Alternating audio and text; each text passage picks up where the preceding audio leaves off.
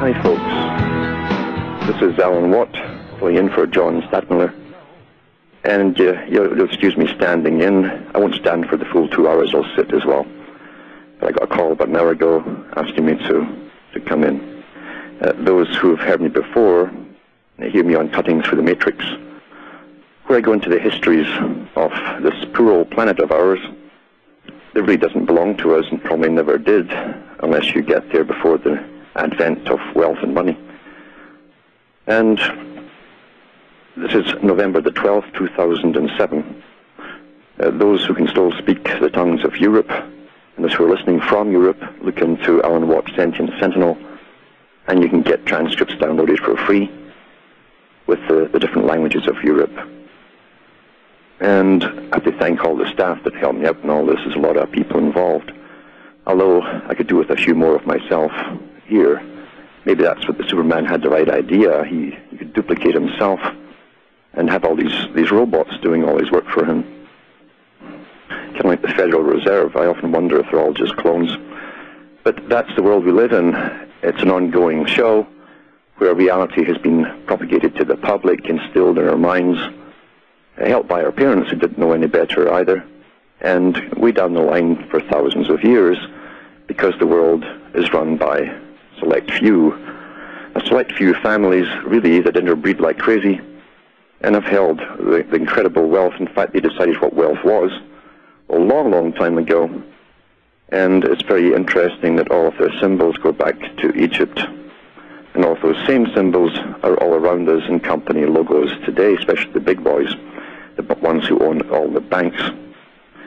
And I'm certain they've also been behind the creation of all the major religions. They certainly have dominated them and run them right up to the present. And they're the elite of all religious groups. They're the top of all religious groups. And the big mystery is, who are these people? It's interesting to watch the Queen of England, for instance, go through her inauguration many, many years ago, sitting on the raised dais, which is just a pyramid, step pyramid, holding the scepter and a little part that looks like a little crook, like the Pharaoh did in ancient times. You'll see the same thing chiseled out in the stelas in Egypt.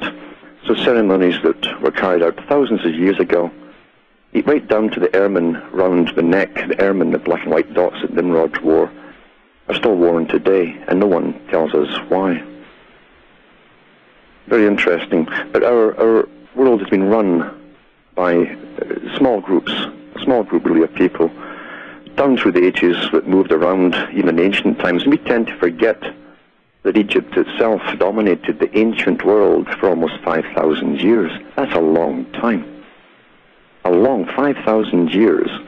And they used to create cities for bureaucrats to deal with all their State Department, you might call it, or Foreign Affairs Department in the Commonwealth countries, to deal with all the incoming and outgoing mail. And they found some of these cities and dug up tablets with all the data that modern bureaucracies deal with. And it's mainly to do with population, how many people are there, how many pay taxes, and all the buying and selling taxes as well. Costed into it all.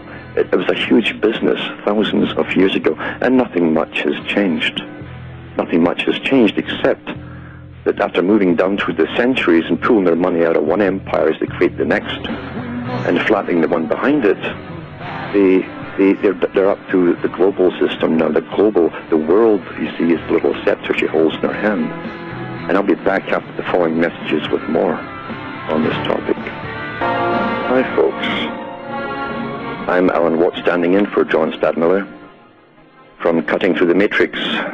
The Matrix, the world around you as you have been taught to perceive it, and all that makes it tick, and how it interacts together. And it truly is one huge web, a web of deceit, because the entire system and the entire reality that's been put into us, it didn't happen by accident. We don't just roll down through the centuries stumbling along with politicians sorting out problems here and there on a daily basis. Far, far from it. The politicians are really the fronts for very powerful families, and always were. And that's what democracy is, in fact. And in the US too, even though it had a form of democracy within the republic, which meant it had sort of bars around it so that they couldn't knock those bars down and extend their powers. Well, that went down long ago, and they have extended their powers. I think it was President Wilson who first used the term openly about America being a democratic nation.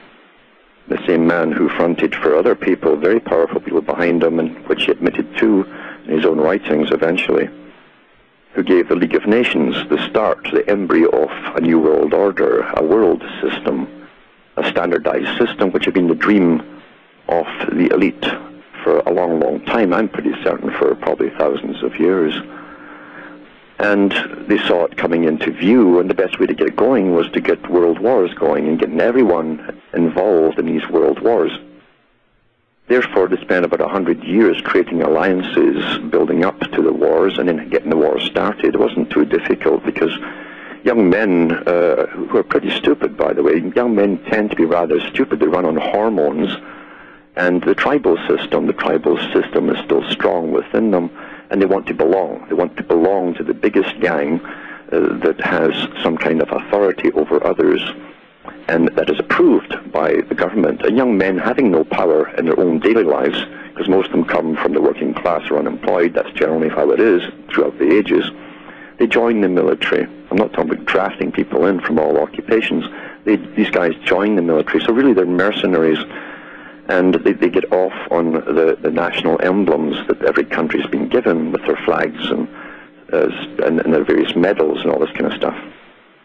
And they're taught to go out and kill and plunder, and feel very proud of it, although the people back home generally get the real story 50 years after the war, and had nothing to do with what you were told at the time. Everything you were told is always propaganda, because, as Karl Marx said, all wars are economic in nature, and sure enough, the big pirates at the top plunder every country they go into. That was how they lived down through the centuries.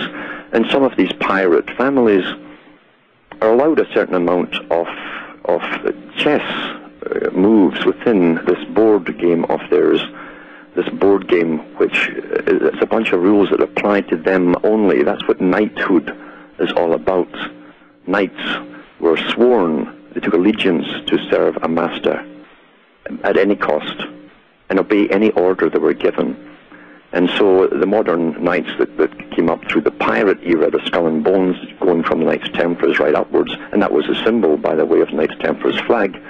When they went to sea, it was a skull and bones. They became the pirates, and they looted a good part of the planet.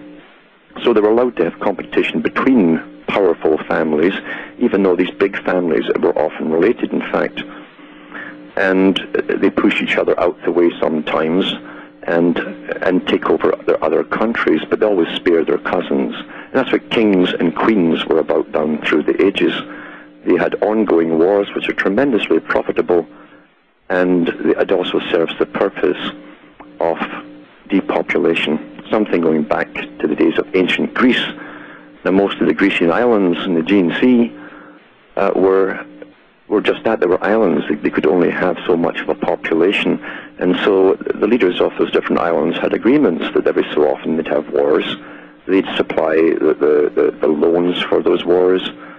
They'd tax the people for the wars, and they would kill off so many of the people. They'd also they'd own the munitions. At that time it was all spears and breastplates and all this kind of stuff. And nothing much has changed. If we jump forward in time to the 1800s, when Mr. Malthus was the top economist for the British East India Company and the British Crown, really the European Crown, because it's all linked together. He came out with his writings on population.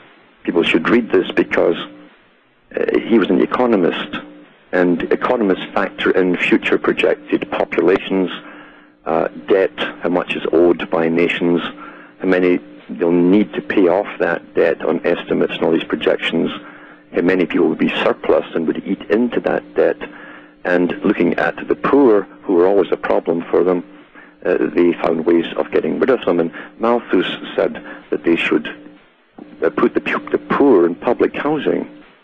Housing, of course, would be poorly built and crammed together and put them in marshy areas where they'd have diseases break out. And he called it actually positive population checks. That's what he called them. Those were the terms he used as a top economist for the British Crown and the East India Company. Everyone in the East India Company was a member of royalty or a cousin of royalty. And even Elihu Yale, that was one of the founding members that founded Yale University, was a cousin as well. So they set up their plans long in advance, even for the Americas, but they needed to bring populations down occasionally when it didn't fit into the economic system. At one time they had to breed up the Americas, and when they first started putting settlers into the Americas by various means, I mean, people don't like to leave their homes. They had to get things going to make folk leave their homes and go and open up this country. That time was not a nice place to just walk in and live. You had to cut down trees, forests, drain swamps, start farming, uproot trees by manpower and horsepower. Hard work.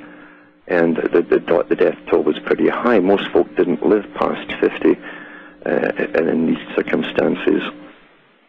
And they had to create ways to get them in, so they created lots and lots of laws, penal laws, and put magistrates out there in England and other countries in Europe, because they're all in the same boat. All these countries are linked together with the same system running them and the same families at the top. And eventually you couldn't walk out the door without breaking a law. And they would then arrest you, go in front of the magistrate, who could convict you right away, and you were off on a ship and off to the Americas. They tried it too. The first slaves in the Americas they brought over were white men, mainly from Britain. And the French were doing it in their colonies too. But that's where you get the red neck from, the red shanks initially, because they wore the breeches down to their knee. And the white men got burned, a lot of sunburn at the back of there, because they're always bending down towards the sun, and backs to the sun, and they get burns on their legs. But they didn't last too long. They weren't up to the high heat in the south and so on. And so they brought in, they even tried with American Indians and killed a lot of them. And then they brought in the black slaves. And it's quite the history lesson and the horror lesson, because history is horror, in actual fact. Up into the 1800s, kings authorized historians to write their memoirs, basically, to give his story. That's what his story is stories.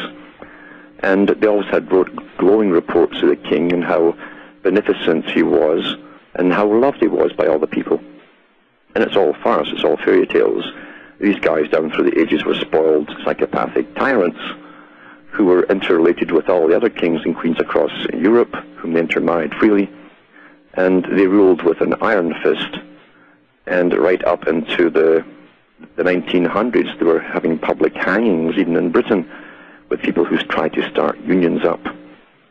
The last two, I think, were hung at Stirling in Scotland. This for a show to the public, not to do the same thing. That's how hard and vicious these people were at the top.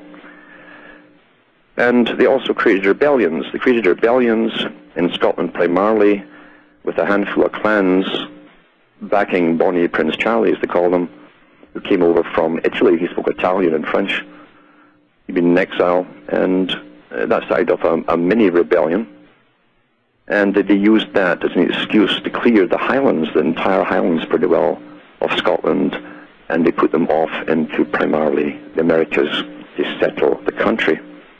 That's how you get to move people. You must get an excuse, you make it happen, and then you follow up. Many of these boats too, every London crook and merchant banker, the merchant bankers owned all the tardy little ships that were letting water in. Many of the families could watch their own relatives sink just off the coast, because dozens of the boats did sink, crowded too. And because they put everything into service to try and get these millions of people outside the country and populate the Americas. Then they tried it with other countries, and also, for a stroke of luck, they had the Irish famine, and then that started off a whole bunch more coming in. Good working class people, pretty sturdy and rugged, and that's what they wanted. That's how you do things from a banker's point of view, from an economist's point of view. You need something done, so you created circumstances to allow yourself to do it. And since you have no opposition, because all the bankers are in cahoots, look at the banking families that run the US and England and France and Germany and all the rest of them. It's the same banking families. And they have their headquarters, at least some of them still do, in the City of London, which is a sovereign state status, just like Rome does, and Washington, D.C. So we're looking at, again, a long-term agenda with an elite group of people who plan to bring us into a global society where they won't need us all. I'll be back with more about it after these messages. Hi, folks. Alan Watt back with Cutting Through the Matrix, which is standing in for John Stadtmiller. And just going through some of the little-known events of the past, something that most folk today have been taught not to even look into. It's not terribly exciting, they think. And what could you learn anyway? Well, you learn an awful lot. You find the big names that were sent into the United States to take over the money system. You take the money system over, you own the country. That's as old as the hills, as they say. And they're still doing it. With the Kuhn-Loeb families and the Warburgs that came out of Germany. The Warburgs were amazing because one brother came out of Germany and he was only in the US about two years and given citizenship before World War I broke out, and he was put in charge at the US Federal Reserve and watched all the loans and all that kind of stuff. And then his brother was put in charge of the bank in Germany, and after the war the two of them met at Versailles and signed a treaty and battled out how much the US citizens and how much the Germans owed, because they owed them all to the same bankers who were also related to these Warburgs. Interesting name too, Warburg. A burg is like a mountain, eh? The mountain of war. And they do love mountains in their names because it's all to do with pyramids and stuff. And history's got a lot to teach you when you really look into it. And how the stock market and why they called it Wall Street, what kind of wailing wall is Wall Street? Why is there a wall in the first place? And why did they put it there? Down through history, the Phoenicians, the ancient Phoenicians, at one time ran the trade routes and all the shipping routes of the ancient world. And the Phoenicians were the Greek term for those who lived in Canaan at the time. And they were merchant bankers in their own right, thousands of years ago. And they even got tin from far away places like Britain and brought back. It was mixed with the copper to make bronze, and all the weaponry at that time was made of bronze. So it was a big killing of even warfare products in those days. And the Phoenicians, when they sent their sailors out, they were all members of a brotherhood, a fraternity, that were sworn never to divulge where they went. And for 500 years, they brought tin from Britain, and no one could find out in the Mediterranean or the Middle East where they got it from. So that's quite the brotherhood of secrecy. And down through the ages, again, they took over many little places that go in and trade, and then introduce silver mainly, at that time silver, eventually gold, get the public to accept it, and they would take it back from them in exchange for goods and back and forth until they got used to it.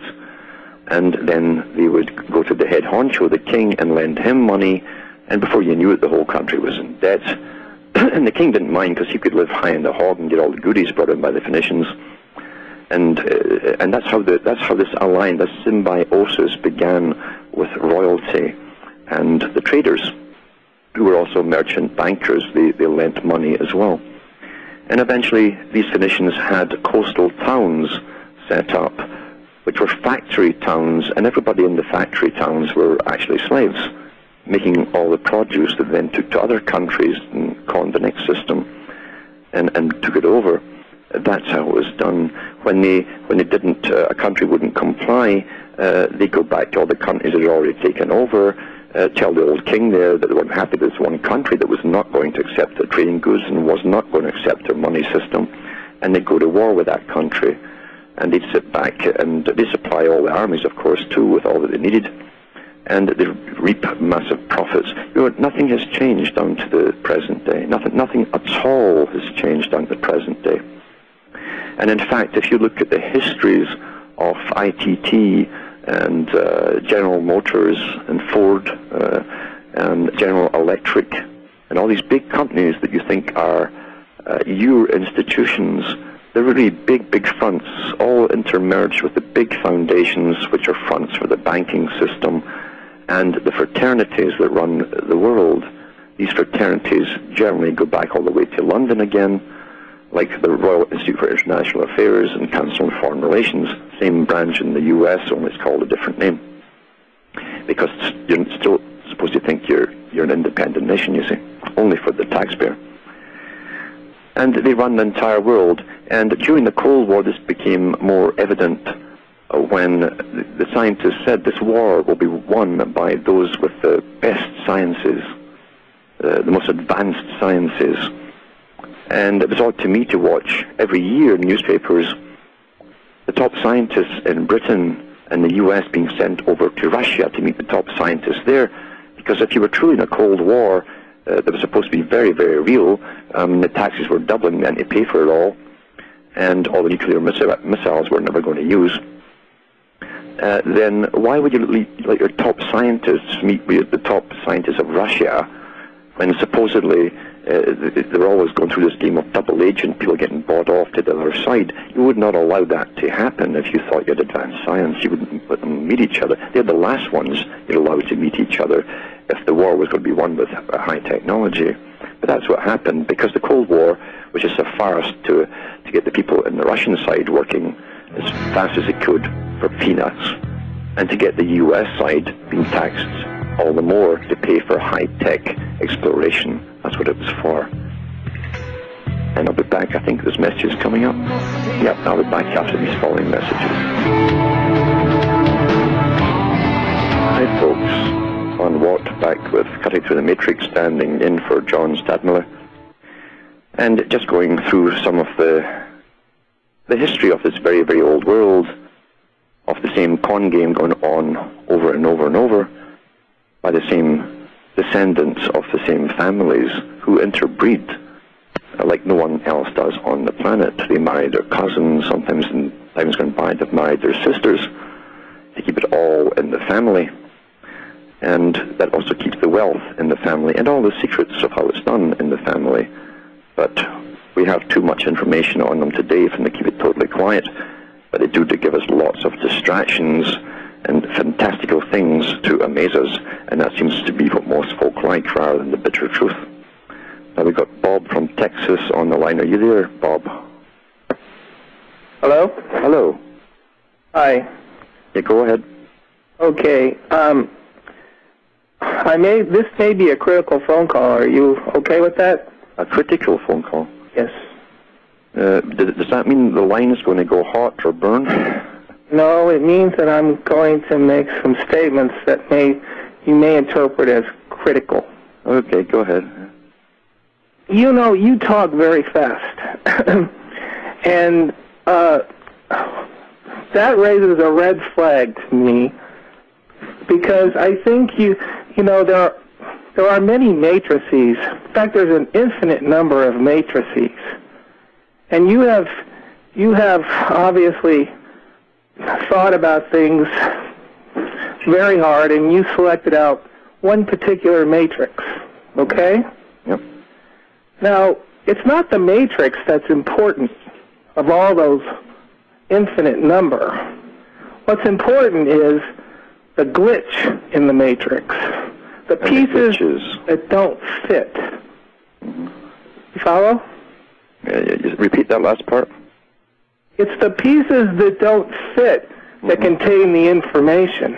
All of the statements you've made really have no informational value, because you've studied it so long. You've made it fit into just one of the infinite number of possible interpretations. Which one do you think that you're going to kick it with? Then? Well? Which one do you think you're going to kick it with? I didn't hear you. You're talking about something else going to be the answer. What will it be? Well, for instance, you were talking about how Wall Street got its name, right? Yeah. Well, I looked it up on the internet. You know how Wall Street got its name? Go ahead. It said Wall Street, its name is a direct reference to a wall that was erected by the Dutch settlers from the southern tip of Manhattan Island in the 17th century. Yep. During this time, a war between the English and Dutch threatened to spill over onto the island colonies. So the Dutch, located at the southernmost part of the island, decided to erect a defensive wall. Yeah. So there's another interpretation of where Wall Street came from. Why is it still called Wall Street? Well, you know, I have no idea, but... You know about the wall between church and state? Well... You know the wall between royalty and the public? You know the wall between banks and the public as well? Well, those are all things that you can project onto it, okay? The word wall will allow you to project many different... The word wall will allow you to... the word wall is ambiguous. And it will... Why are you wasting time about a wall here? What do you want to say? You're the one who brought up wall, the wall between church and state. I was just responding to your... No, I asked you what the answer was to it. What I'm trying to tell you is, I don't believe your answer any more than anyone else's answer. Good for you. Good for you. Okay. Good for you. I'm sure you're not going to tell us what you need to incorporate is the fact that you could be wrong. And then you may actually, in other words, it's the glitch in the matrix. You don't have any glitches anymore. You made everything fit. And that means you made, whenever you create a picture of something, there's always signal and there's always noise. And if you think hard enough about something, you will make the noise fit into your picture. Okay, so everything is quite normal then, is it? Pardon me? You think everything is quite normal? No, of course I don't think everything is quite normal, and of course I have my own prejudices. I'm just trying to slow you down a little bit and get you to realize that you're a little too fluent, and that raises, at least to me, a red flag. Okay, that's nice talking to you. Thanks for calling. Goodbye. Bye now. Yeah, I can remember going once to a church and arguing with a Sunday school teacher, and they accused me of having the sin of knowledge, because I could quote the Bible back to them, you see. And this is the sort of thing you get with people who are stuck in limbo, because you can think for yourself and figure things out and have a memory to put things together, because you do remember your histories and major events. Those who can't will tend to attack you just as much because they haven't figured it out, and part of them doesn't want to. They'd rather believe this is all a supernatural game, and it's not supernatural to that extent. What seems to be supernatural is the way that it's done, but when you think that the high sciences are all involved in this, and you do understand economics and how they work and how many avenues economics goes into, which is pretty well everything in your life, and everything to do with whole populations, to do with their lives, it starts to make sense then. And slavery is nothing new. And what I do is quote the big boys' books themselves, not the conspiracy books about them or the sci-fi books about them, but the books that the ones down through the centuries have published themselves. And beginning with the show, for instance, I talked about Thomas Malthus. And Malthus wanted to put the poor people in what they call poor houses, where they'd be crammed together, preferably on swampy areas. And it worked to death. I don't think you know that it's that the poor houses where they put the poor unfortunates, as they called them, mainly women and their families, where their husbands had died through overwork generally during the industrial era. They put them in these poor houses and they worked them to death. You lived maybe 3 to 6 months maximum in those houses, and they profited from them at the same time because they manufactured things as well. Very much like the prison camps in Germany in World War II. They'd use you to manufacture things before they killed you when you were completely exhausted and worn out. Very, very efficient. And IBM were the guys who did the Cardex system, pre-computer, as it was called, the Cardex system. They gave all the numbers out too. And you find these big companies, as I say, still run the world today, but they're integrated with the secret services, with the banking systems, and with the big institutions. They all work together.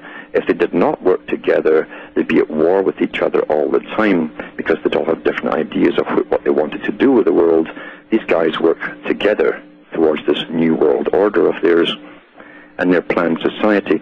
Now, Malthus, in his own book, came out with the same methods to eliminate the poor and the excess population that they knew would actually, in 100-odd years' time or so, when they started bringing down the industrial era, they knew they'd have too many of them. And he was talking about that time to come and how they should just kill them off with these positive population checks, like disease and plagues, he called them too. We need plagues and disease and wars for positive checks on population growth.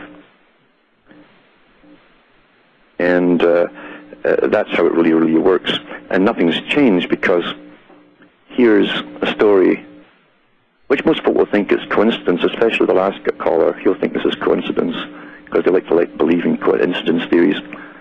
And it's MSNBC News. And this is today's news as well. It says here, now you know that they've been putting the people in trailers that were put out of New Orleans after the hurricane, and they're also putting families into these trailers. FEMA trailers are called. FEMA supplies them. And I'm sure some big high mason has the contract to make them. And they put them in these trailers, and it says, toxic gas pervasive in FEMA units test show. Nearly all trailers, mobile homes exceed long-term formaldehyde standards. And this is by Mike Brunker, MSNBC, the 12th of November. More than 2 years after Hurricanes Katrina and Rita battered the Mississippi Gulf Coast, private tests of FEMA travel trailers and mobile homes provided to storm victims indicate that high levels of formaldehyde gas in the units is much more widespread than the government has acknowledged. The previously undisclosed test results from nearly 600 units reviewed by MSNBC.com found that 95% of the temporary housing units provided by FEMA measured at least twice the CDC's, the Center for Disease Control, because they control diseases, maximum recommended level for long-term exposure to the toxic gas, so it's twice as high. In some extreme cases, the levels were 70 times the long-term standard. 70 times. The tests were conducted by the Sierra Club, well, they're friendly, right? And a Galveston, Texas law firm that is involved in federal litigation against the manufacturers of the travel trailers and mobile homes that FEMA distributed. So, and it goes on here to say that the federal government promised to test inhabited trailers and mobile homes, but has not yet followed through. Many of the trailers and mobile homes have been occupied for 2 years, which makes the high formaldehyde levels a scientific mystery. It's a mystery. We can do all this stuff with nanotechnology and analyze it, but you just don't know why this is happening, since these levels typically decline significantly when units are ventilated by residents, and that's not true, because everyone in the building trade knows that this stuff gives off gas for 40 years, especially when the sun hits it. It says, I really can't account for it. It's really surprising, said Mary Devaney, a certified industrial hygienist whose Vancouver, Washington firm has conducted more than 100 of the tests. I really can't account for it. The results for mobile homes are especially puzzling, as the units had been presumed to be safer than travel trailers. Mobile homes, which are mounted on a permanent chassis and contain at least 320 square feet of living space, are intended for long-term occupancy. The level of formaldehyde in building materials used in their manufacture is regulated by the U.S. Department of Housing and Urban Development. And what was it Malthus said? Put you in certain places and so on, be bad for your health. The Federal Emergency Management Agency has halted distribution of travel trailers, described as campers no more than 45 feet in length, for temporary housing because of formaldehyde concerns, and said it is working to move all 52,520 households currently residing in travel trailers nationwide into permanent housing. It's also said it will provide temporary housing to anyone who expresses a desire to move out the trailers because of formaldehyde. But the agency continues to provide mobile homes to disaster victims, including 50 sent to people left homeless by last month's wildfires in Southern California, according to FEMA spokeswoman Mary Margaret Walker. The agency also has agreed to donate up to 2,000 unused mobile homes. He's another group that want rid of the Native American tribes. Boy, that makes sense. Right? Very Malthusian. Senator Tim Johnson announced in June. Walker did not respond to queries about the number of people on the Gulf Coast living in FEMA-provided mobile homes. No, he won't. But it is believed to be substantially lower than those in travel trailers. Believed, again, we're going to scrub that last part. Formaldehyde, a chemical used in a wide variety of products, is considered a human carcinogen or cancer-causing substance by the International Agency for Research on Cancer, and a probable human carcinogen by the U.S. Environmental Protection Agency. So these folk are all coming down with all of the symptoms of it, which include bloody noses, respiratory distress like asthma, sinus infections, bronchitis, skin rashes, and burning eyes. And the gas is emitted by composite wood and plywood panels in the FEMA unit. Now, composite wood is just where they get all the waste products from, the chips of wood, and glue them all together with this formaldehyde. The big chemical companies are behind it. And anyone who's used that in the long term or in a factory, which I have done, you end up with all these symptoms, bloody noses, massive bronchitis, and infections and so on. So they knew exactly what they were doing when they built them, only they made sure that these are up to 70 times higher in formaldehyde than regular ones. And who does it hit? Well, it's not the upper middle class, it's the working class people generally who are moved into these units.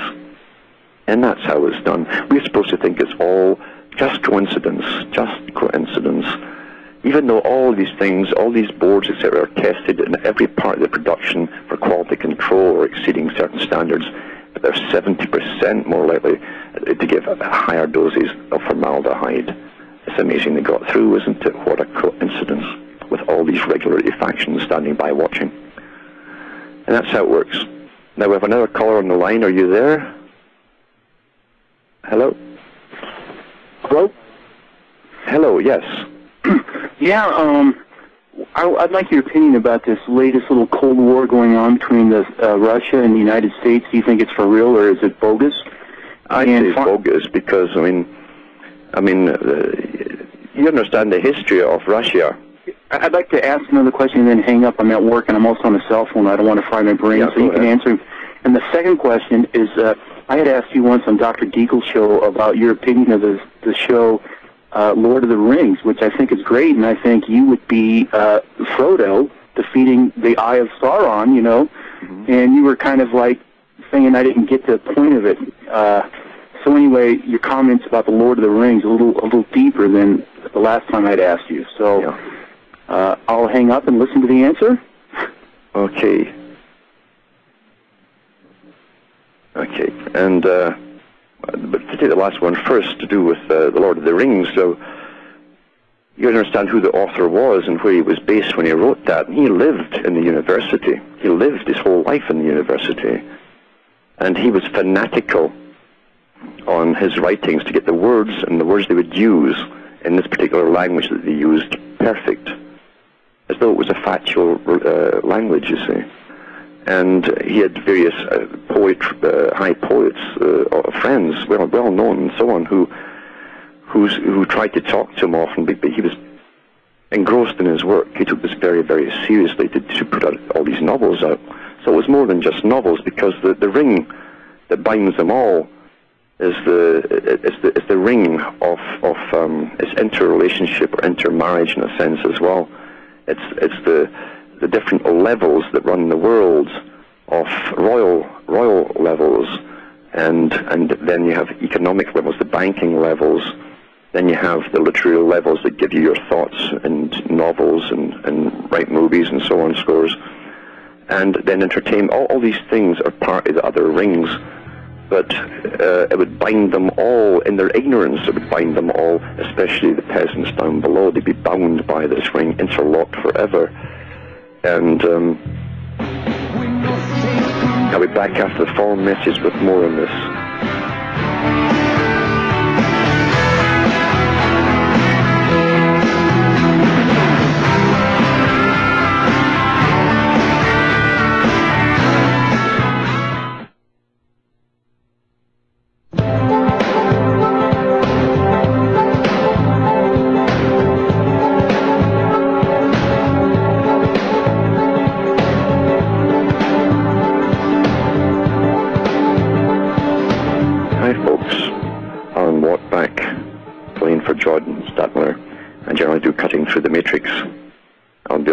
tonight too with another one. And we're talking about Lord of the Rings and how so much work, a lifetime of work, went into the creation of these stories, because it was very important always to tantalize the public with something they enjoy, and they can eat their popcorn and blow their gum and say, "Bye, that was good," and have no idea really of the esoteric hidden beneath it. But of course, within it was a story to do with, including the balance, to do with balance of the world, what they call balancing.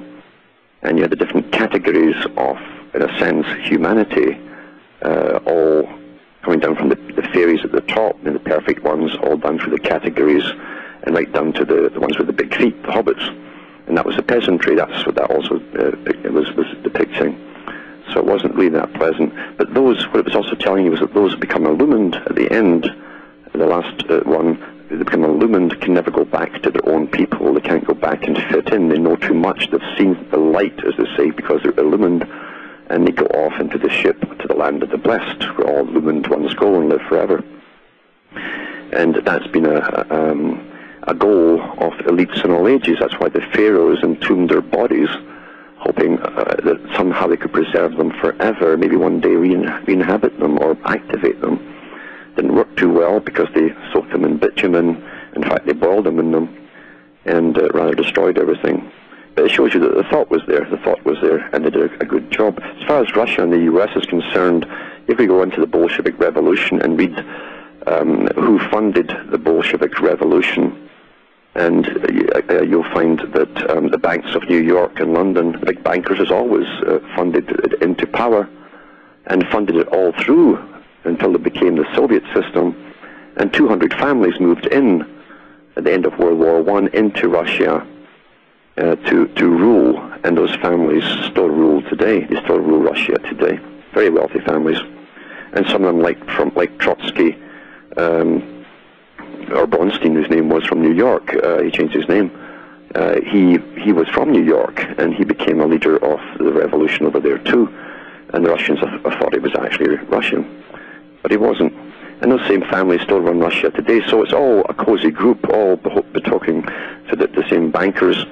And interestingly, in the British papers, when the so-called Berlin Wall came down, another wall came down, then Hadrian's Wall too, by the way, in England, you find that there's a guy called Solomon was the chief banker of the Soviet system. And of course everyone said, well, how can that be, because there's no private investment? That's not true. They allowed private banks to exist as long as they didn't claim to make profit off labor. That's how it was worded.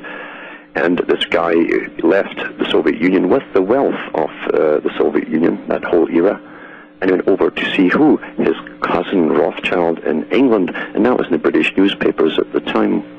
So it's all a big scam, but what they did accomplish during that Soviet era was to get two sides working fervently towards research and development for all the technologies that we're now seeing come in today, which are going to monitor and control all of us. That was the point of it all. We're back after the following messages. Truth is on talk radio. Hi folks, I'm Alan Ward, standing in for John Stadtmiller. I'm normally on Cutting Through the Matrix, which I'll be on later tonight. And we're talking about the system in which we live, and how it's so interlocked with planning. The average person who's stuck in La La Land can't really fathom that one. They think we're just evolving day by day in society. The crises just crop up out of nowhere, and the politicians argue about solutions. That's how they see the world. They've swallowed the world as it's been presented to them. So much so they can't see the signs and symptoms of a disease, and that's what we're looking at. It's not hard to find the signs and symptoms of one system that's come down through the ages, ruling over vast amounts of people. And they've even published their international meetings at times to do with the next 100 years or the next 200, or, and like Charles Galton, Darwin, the next million years. That's the title of his book, when he talked about the need to cull off a good part of the ones with the inferior genes, that wouldn't be needed anymore in a technological type system. And Charles Galton Darwin, in that same book, The Next Million Years, he said there has always existed slavery. And he says all we're doing is creating a new, more sophisticated form of slavery. Well, you see, it's happened. So much so that the slaves either don't really know they're slaves because they think they're just paying taxes and so on for good causes, or they're quite happy with their enslavement. Lots of people are happy with their enslavement, and that has to be considered too. Those ones who are happy with their enslavement tend to be off into what's called, officially, by the way, the insiders call it this, the ones who run the shows call it this, Art Bell clones. Art Bell clones were put out there for those that want to check out the mystifying and ride the waves into the cosmos, because it's much more fun to look at all the what-ifs and ahs and oohs than look at the hard, bare facts of a rather unpleasant system, which right now is using the manpower, really the boys, of various countries, especially the US and Britain, to do rather diabolical things to people in the Middle East. I just watched a video recently where you see them acting like troopers do in every era, from the Romans and before and beyond, up to the present. And here they are in all their nice new camo gear, kicking Arabs out their homes, and I mean kicking, by the way, or pulling by the hair, the children, and throwing them on the ground and screaming at them to stay there. And that's what the good little boys of the US are doing right now, and the good little boys of Britain. You talk about racism, it's rampant and it's obvious. And you can only see it on the non-censored news that comes out of the Middle East. The rest of it's all dressed up to be nicey-nicey, because you're supposed to think they're all like John Wayne with morals and who sit and fret about what they have to do. No, they don't. They go in with the boot and the butt to the gun, and they're not hesitant to use it. That's the reality as they go around terrorizing. And of course, they don't really care why they're doing it. They know that Hussein had nothing to do with 9/11. That came out at the inquiry. Mr. Bush said it himself when he admitted to the world, I never said that Hussein had anything to do with 9/11. I just think he was a bad man. The world's better off without him. Well, that's quite a comment for the guy who's supposed to be the president of a country, the biggest country, most wealthiest country, to say. That's what tyrants say. You get rid of somebody because you didn't like him. I'll be back after these messages. Hi, folks. Alan Watt back, standing in for John Stadtmiller. Try to cut through the big matrix out here, because it's big, it's interwoven, it's what we call reality, and it's all pretty well controlled. And we have Bona from California on the line. Are you there? Hello? Thank you. I wanted to... Can you hear me? Yes, go ahead. Great. I happen to know the original reason for the name Wall Street with the original capital of New York, which was Kingston, New York. Yeah, Kingston. Before Kingston was burned, that was the New York, that was the capital of New York, the state. Yes. But my point is that the Dutch colonized Kingston, New York. It was called Wildwoods at that time, in 1650 approximately, yep. At which time different people came, including Jews and other people from various religions. Mm-hmm. The Jews, according to their custom, set up a wall for their animal sacrifices, and according to Jewish custom, business has always been conducted at the same time that the animals are sacrificed. So that was actually the beginning of the stock market. Yeah. And then after Kingston was burned out by... And that's why they call it the stock market. Oh my gosh, I didn't know that! Yeah, that's why they use animal terms for stock market. Fabulous! Yeah, and you have a bear market and you have a bull market. Oh my gosh! Yeah. Well, thank you so much for letting me add that tidbit, and for you adding my knowledge. That is so interesting. Mm-hmm. And it's also interesting, that's how the United Nations was donated to their land by Rockefeller, and that was the largest kosher slaughterhouse in New York as well. Well, oh really? Yeah. Oh my gosh. Well, you sure know a lot about my subject, so I better just go back to listening to you. Well, thanks for calling in. And I want to thank you very much. Thank you for calling. Bye-bye. Bye now. Now, there's Darren from Rhode Island. Are you there? Hello, Alan. Hello. Yes, I wanted to ask you about, you've discussed about the plan to use Britain as the world's police force, then the United States, and then you've talked about planning to put into place China as the world's police force. Now, is there a timeline for that, or could you elaborate on that? Well, I know that Arnold Toynbee, who taught at Oxford University, he took over from his father, also by the same name, Arnold Toynbee, professor. And he spoke on behalf of the internationalists. He led internationalist rallies, in fact, and talked with an exoteric tongue and an esoteric tongue in the same speeches. But he did talk about, in his own books, he wrote, I think, a 12 or 13 compendium of history. And he also was a member of the Royal Institute for International Affairs. And so, and he went to all their meetings. Now, he talked about the role of Britain had been to take over and create an empire, because there have always been empires where the wealthy move out, move in, leave the money, or take the money from the ones they leave behind, and they collapse, and then they move into the new house, so to speak, and make it prosper, because all their shipping will then come in there. But he talked about how Britain had led that field for centuries, and how in the beginning of the 1900s, after World War I, or during World War I, they realized they'd have to pass the torch on to the United States to take over and lead this. And from there you can go from Professor Carroll Quigley, who talks about the Anglo-American establishment, and how the same families who are related, who go back to the Opium Wars, they made millions of Opium Wars, they've always been involved with drugs and bringing down countries through all kinds of means and taking over the wealth of those countries. He goes on further to explain it, but getting back to Toynbee, Toynbee talked about how the U.S., this is from one of the meetings at the Royal Institute for International Affairs and the Council on Foreign Relations, and he said that the U.S. would lead the field. This is after World War II, and towards the end, he says, or towards the end, before the millennium was out, they'd falter, they'd have a setback, because industry would start moving out. Then, he said, they would rally again and maybe have a couple of more victories. Now, we had Vietnam, and it sort of fell backwards.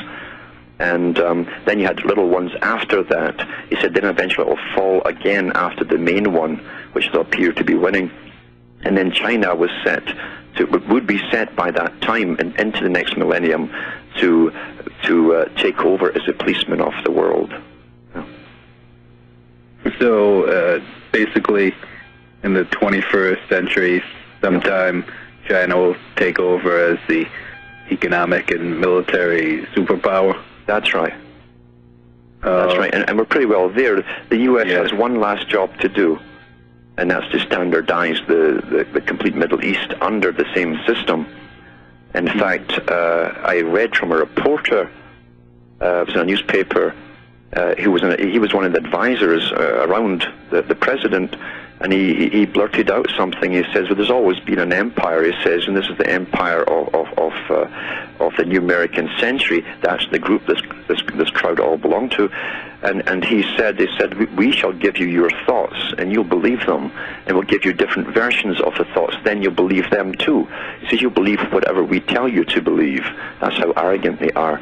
But yeah, China is the main manufacturer now, and in their own economic laws, those who do the production are the ones who always end up with the strongest country. That's what made America prosperous, was all industry.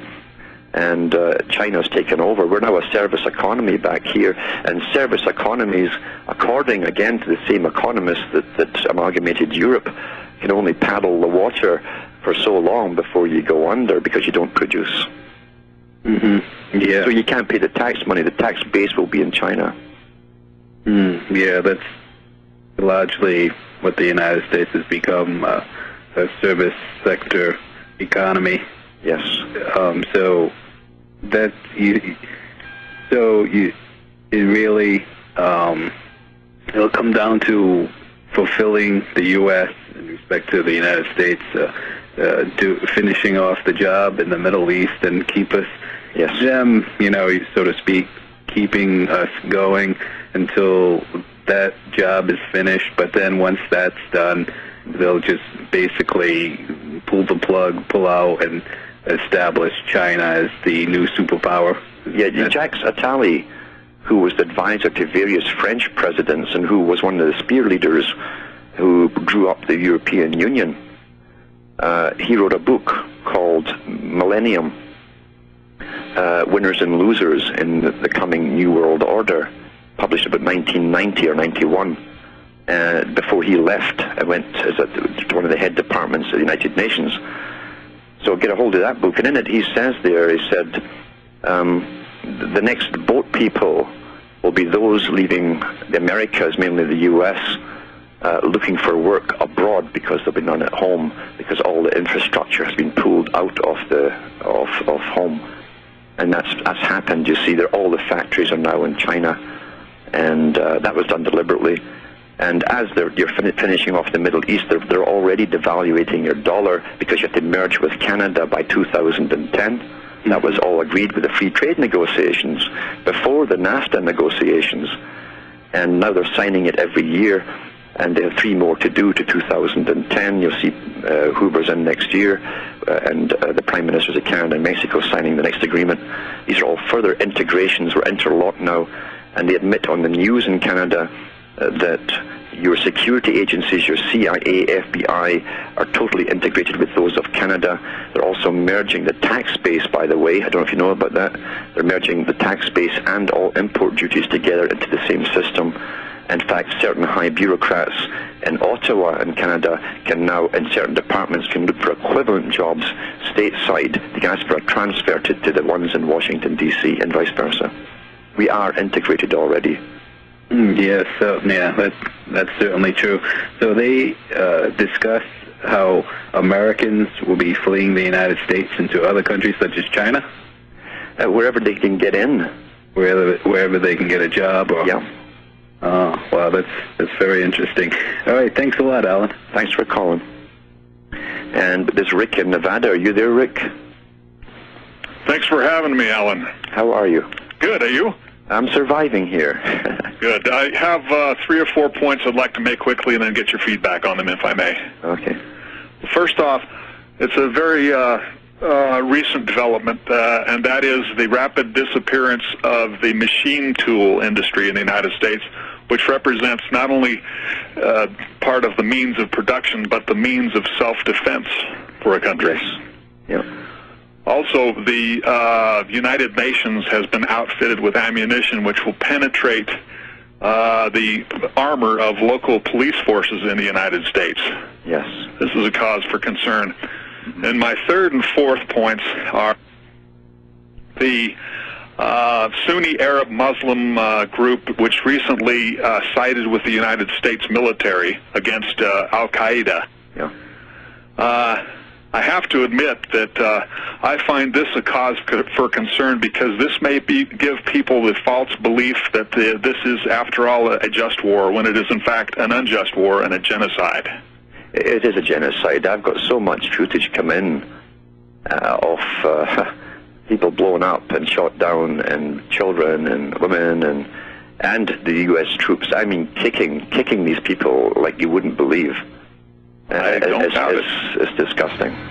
Yeah. Quickly, I'd like to state also that the impending nuclear attack or war against Iran, we need to oppose this at all costs.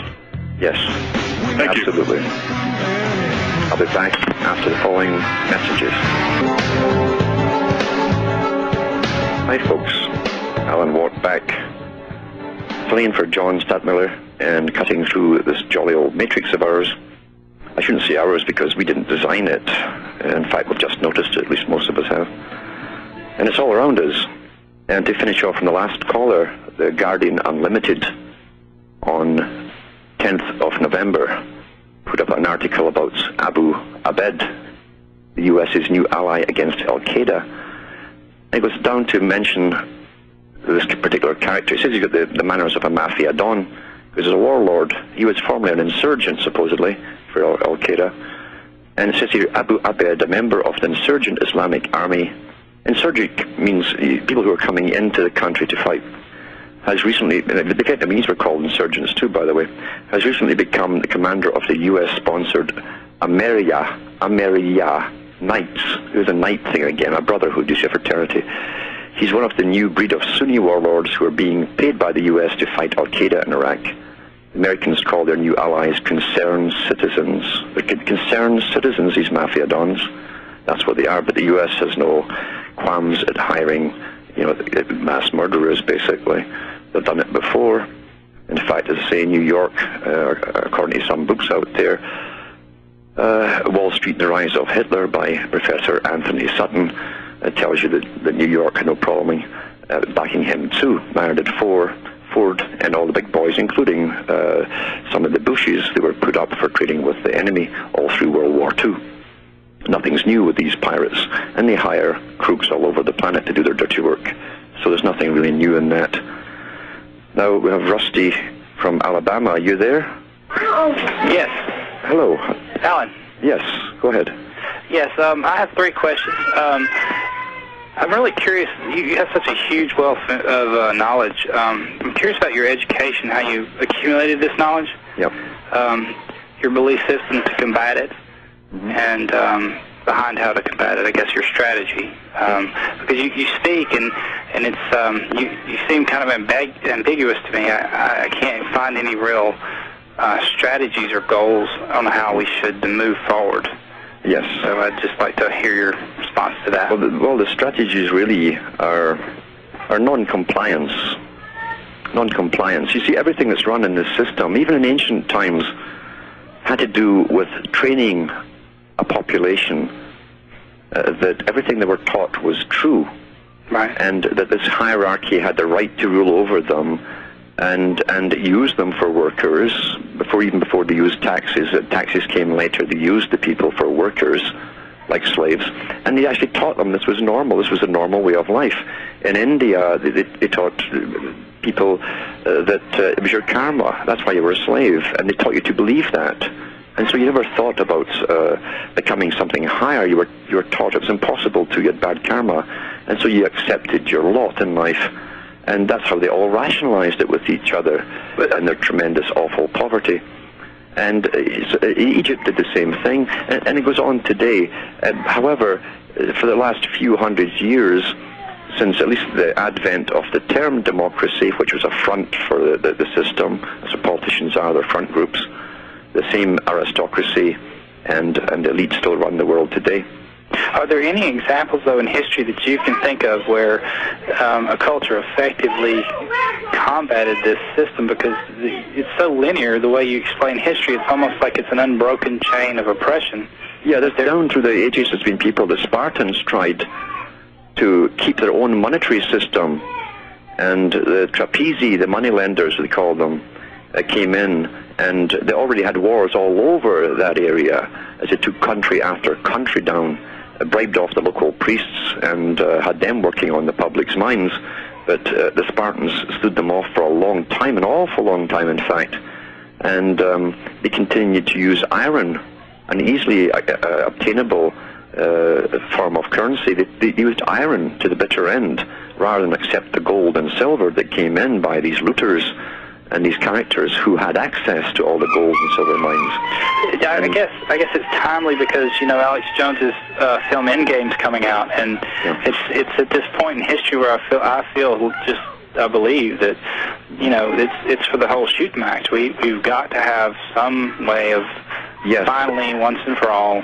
Yeah. Well, what it is that even the ones we can see who are fronts, we got to start demanding to know all about them, whatever association they have been or are, or have given their allegiance to. Even if they claim that they've come out of the Council on Foreign Relations to run for politics, that's what they say, that's what they tell you. That doesn't happen. They're always meeting with the same peer groups. And you already know what high global associations they already belong to. You've got to find out who's funding them. That's very important, very telling. And their lives have got to be an open book for the first time. And we got to stop complying with everything they do so blindly and like cringing cowards. And that there are many passive ways to do it, because all down through the ages they need your compliance to make their system work and happen. But do you believe another person I listen to is Mr. Bill Deagle, and one of his philosophies is that we're passing through a nexus where it's the end of their reign, and that there is a new system coming, and that we're just sensing the first birth pains of what's happening, and the fact that we are waking up in such huge numbers. We're waking up, and again, I want to caution people, not scare them, but don't forget that they plan in centuries ahead, like big corporations do. Big corporations plan the next 100 years of investments, even. And that's how they plan the future. They also look out to see what the counter-reactions to their agenda will be at every point.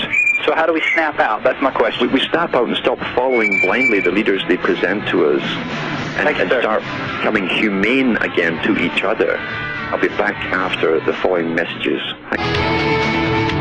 Hi folks, I'm Alan Watt, standing in for John Stadtmiller. I'll be on Cutting Through the Matrix after 1 hour has passed, in which I hope to warm my dinner and eat it and do all those things I have to do for tonight, including get the wood in.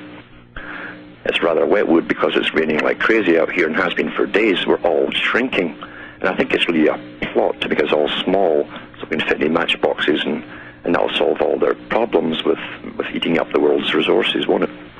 But getting back to what I was saying, this system is all pervasive. It's been given to us as our reality. It's a hard thing for people to break through, that most of those things they've come to love, and even when words will prompt you like Pavlov's dogs to cry, to do with your country, national anthems, all those kind of things, use Pavlovian techniques and responses, using tribalism, which is instinctive with us all, and the responses we give them. Using a sign over the heart, which was all the way back to the Egyptians, as in my books. People should buy them and read them. I show you these statues with the same hand over the heart stuff done by the nobility of Egypt. And we got to realize that they need us. They need us always, every step of the way, to comply with them. And that's why in wartime, the first casualty of war is the truth. It's the first thing that goes out the window. Because wars are planned. They don't happen spontaneously. They're always planned.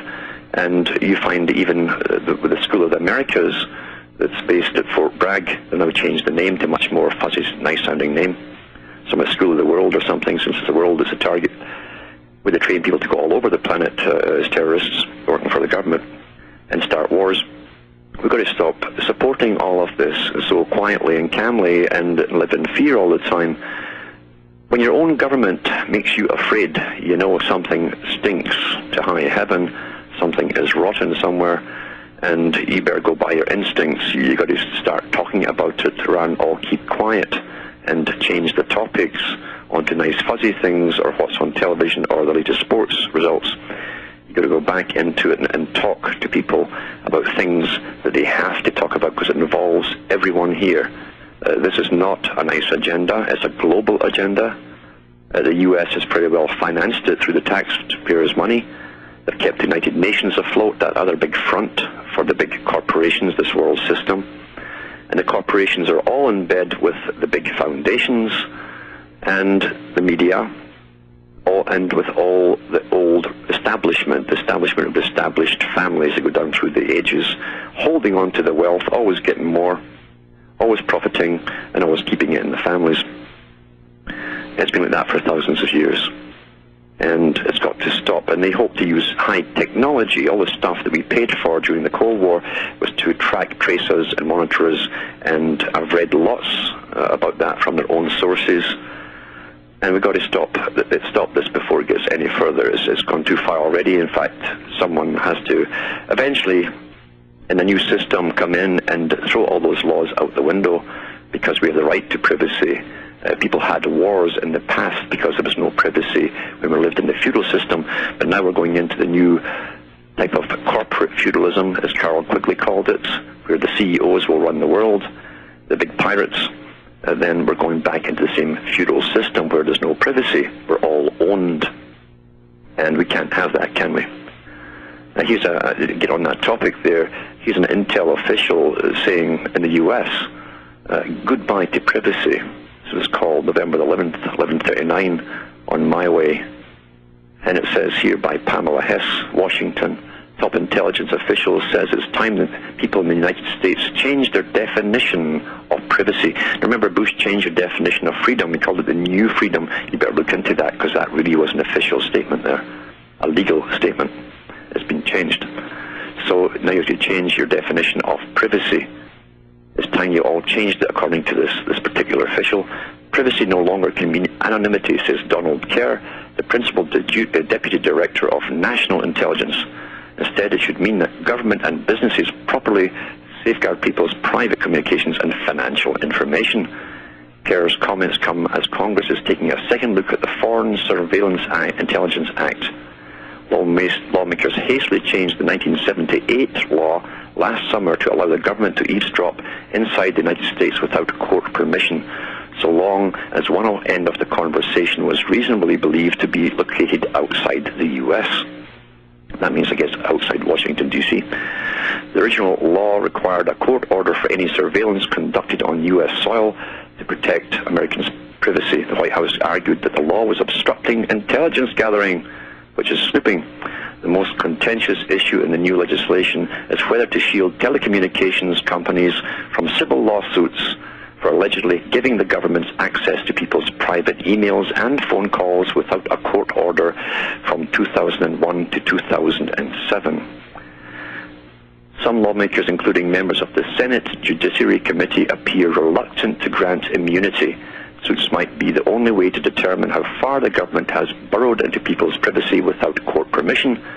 The committee is expected to decide this week whether its version of the bill will protect telecommunications companies. The central witness in a California lawsuit against AT&T, oh, that keeps coming up, AT&T, says the government is vacuuming up billions of emails and phone calls as they pass through an AT&T switching station in San Francisco. Mark Klein, a retired AT&T technician, helped connect a device in 2003 that he says diverted and copied onto a government supercomputer every call, email, and internet site access on AT&T lines. So there you go. That's your privacy for you. It's gone down the tube, or really down the telephone line. And it was designed that way because the beautiful New World Order is a world I read last week on my own show. I talked about the fact that every citizen will be surveyed completely. And I read from the guys who actually made the statements. Look into my sites and you'll find them all. I use the real data. I don't go into outer space to get it. I don't look for walking reptilians or crocodiles that have evolved. I just tell you what the big boys themselves put out for you to follow, and we should take some notice of what they actually say. So now they're going after your privacy. Actually, they're giving themselves reasons to do it. They've been doing it for donkey's years before 9/11. They just want to make it all nice and legal. And in ancient times, you used to get decrees by kings and queens, royal decrees. That was a law. You just said something and it was a law. And then you had papal bulls for centuries when the Catholic Church ruled. And you had papal bulls, that was the law. And then, of course, we had legislation and bills, and then they called it the legal system. And it's the same old thing. It's what they say is law is law. And if you lived in a little place in New York in the 20s, if the mafia came into your store and said, you'll do this, this, and this, well, that was him giving you the law. That's what law is. It's an order with the threat of the use of force to be followed by force if you don't comply. That's what law is, in fact. And the whole judiciary system came out of the old French system, the feudal system, where the knights contended on the battlefield. That's why they call it a court. It's a court of law, because they had the contest on a court in front of the king and queen. And the peasantry, you see, could not defend themselves. You couldn't get up on a horse and charge somebody across there because you were of lesser birth. So you needed a champion. Today they call them lawyers and tell you to keep your mouth shut in court because you're a peasant, you see. And use a lot of terminology you don't understand. And all it is a battle between different terminology and which one knows the most. And that's how they decide their battles. the accused generally has nothing to do with it. He's on the sidelines as he's to go through their routines with each other to show how witty they are. That's what law is. It's a scam. And I think Devil's Advocate's a great movie, actually. And Pacino played the part very, very well, showing you what the devil was, in a sense. And he says a statement in there from the biggest law office in New York. He says, you know how we're taking over the world, he says, by laws. Every year we churn out thousands more from universities. We're creating armies of lawyers, and that's what they've done. There's no one employs more lawyers than governments, right down to your local governments. And it's all to do with the wording. In the beginning was the Word, and God spoke it into existence. So the reality is spoken into existence with language, you see, and we comply because we're taught to believe one version of the Word. We don't get the higher versions of the Word. You have to think about them, and you can figure them out quite easily. But that's what it really means. In the beginning was the Word. You speak the Word into existence. You must speak it. And proclamations is how they used to call it. They proclaimed the proclamations out, and you all obeyed. And that was law. And I think Mao Zedong said law came from the barrel of a gun. That was his form of law. The mafia would agree with that too, and so did the big boys, because if you don't pay your property taxes or whatever else they're after, they come in with their heavies. They give them different titles, but they're still heavies, and they will beat you up or kill you. And that's what big gangs do. They employ the lesser henchmen down below to do their jobs. And even in the mafia, they had lieutenants and captains and all the rest of it. And we have the same thing happening here. You're taught to perceive extortion in a different way by all the propaganda that's being put into you. I think the best author on the law or legal system who went to work at the United Nations and the best sociologist in the world was Jacques Ellul. That's E-L-L-U-L. Read his books, he points it out, it actually is. He said all the movies you've watched, all the detective series on television, hospital dramas and so on, and courtroom dramas are all propaganda to elevate those systems in your mind into a supernatural, almost superhuman system. So you kowtow down to it, you believe in it, you worship it, you feel inferior, and you leave it all up to them, because these are institutions which are going to run your lives in the very near future. You see the laws coming out now from the medical side of things, but all the inoculations they want us to give you, that's imperative for them, because down through the ages, these bankers also, and they still do, own the big pharmaceutical agencies. The same bankers that lend to countries are the same guys who own the big pharmaceutical agencies. And in ancient Egypt, the big merchants as well had the same scam. They ran the gold, the silver into the country. They brought the merchandising in and sold it, but they also ran the drug industry, even in those days. And they've even done autopsies on old mummies and found opium and heroin, of all things, heroin and coke. Now, coke comes from Latin America, from the coca tree. That tells you they'd already been across the world in those days. And that was a film put out, a documentary from France. They did a modern autopsy on some of the old mummies they found, the pharaohs in Egypt, and found pure cocaine in it, and there's the stomachs, which were kept in canopy jars, canopic jars. And it's a pure substance. It doesn't deteriorate over time, so it was easily identified. So it's quite amazing to see the same system going down through the ages. And they run the legal system on the outside world for the people to believe in, and they run the underworld as well, as above, so below, as they say. So they run, when they can't do it legally, it would tick off the public or worry them. They simply get the underworld to do the dirty work for them. But one way or another, they always get what they want.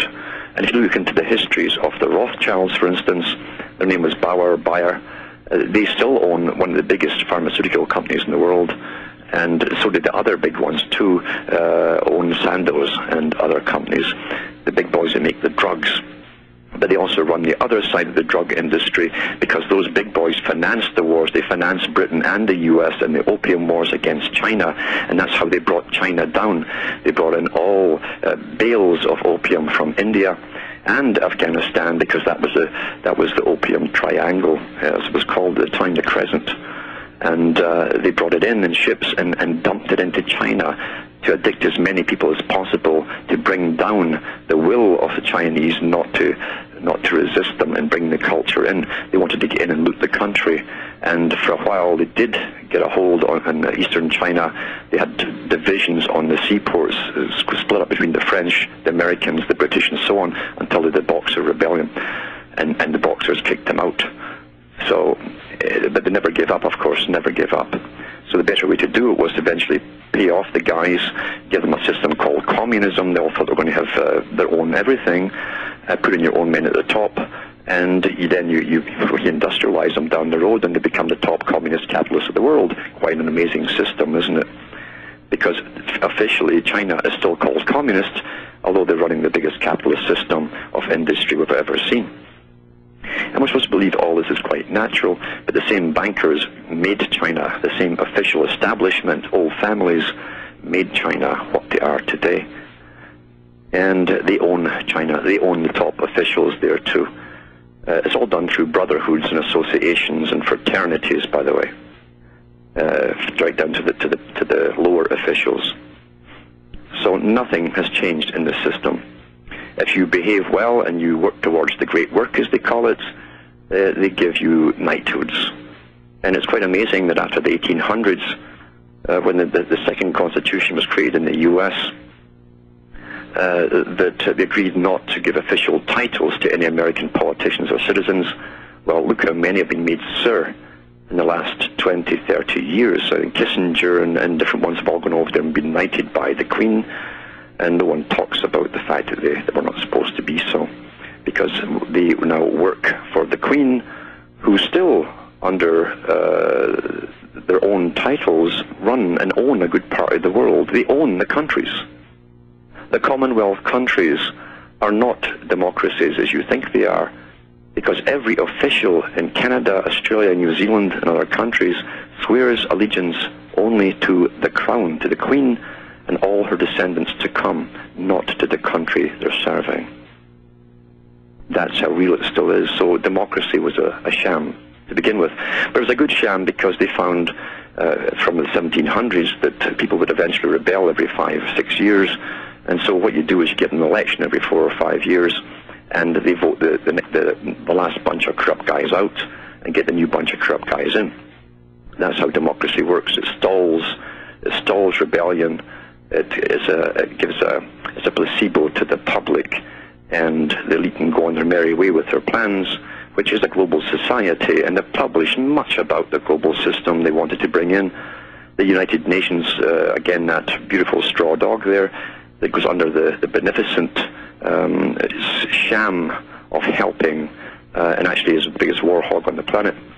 Tell their Landon so much they helped them as they denied all the stuff sent in by General Romeo Dallaire when they sent in all the reports about the impending catastrophe, and the UN kept telling them to keep quiet and just sit there, etc.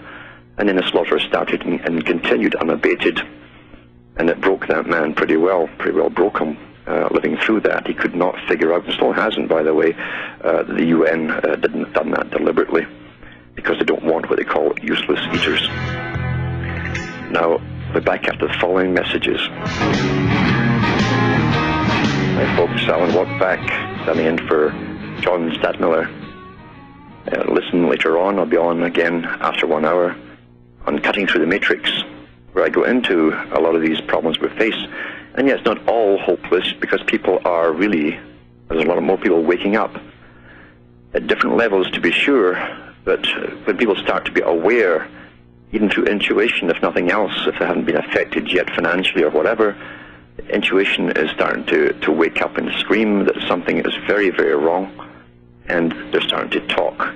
We should never ever be afraid to talk. We must talk. It's a survival mechanism to communicate to other people what's happening, and eventually you'll find those who will listen, and those are the ones who are important. That's how movements start, because these people at the top must be exposed now.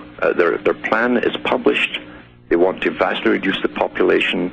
They want to use science to re-engineer humanity, enhance them, as they call, better slaves. And we have to stop this, because this is affecting all of us, and we have the right to stop it. We have the right to decide which way society shall go. and we've got to do it now. Don't be cowed into submission and quietness, because they'll come round to you regardless. It's going to affect you regardless. So try and keep your head down. It's going to be no use in this one. And for those who want to go to the spiritual side of things, well, what is spirit? It's the activating force. It's in you. The life, they called it. Those who had no spirit, they called the dead. You let the dead bury their dead in all ages. That was the esoteric meaning, all down through the ages. Those who were trying to walk, those who were crippled but trying to walk, meant those who were waking up and trying to walk in the footsteps of those who knew.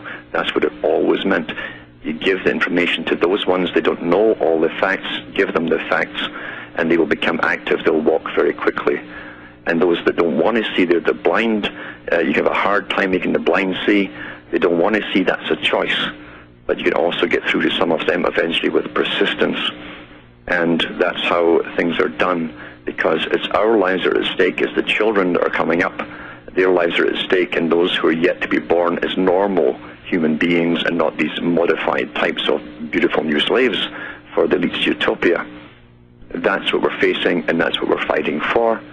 And there's many passive ways to do it, and we have the rights to do it as well. And we've got to start by demanding to know everything in every association, that these characters, right to your school board, right up the whole way up the ladder to the top, what associations they already belong to, and go into their family histories, because that'll tell you more than what they'll ever admit to. And leopards don't change their spots unless they're genetically modified. And so you'll find the dirt there. The dirt is always there. We're run by a system of gangsters, very well-educated gangsters that front for them on television as spokesmen and so on, but gangsters nonetheless. And we've got to get rid of this system. It will either kill us all off, or eventually we've got to change it one way or another, but we have no option. And we owe it to those who've gone before and didn't know, and who suffered and went through war after war as well. And we owe it to all those who are yet unborn, who will come up into a different kind of world, this brave new world of Huxley. It's a nightmare for ordinary people, where you're drugged and altered and all the rest of it your whole life long. We can't allow that to happen, and that's the system they want to bring in. For those that want my stuff, see what I've got for sale, look into Cutting Through the Matrix.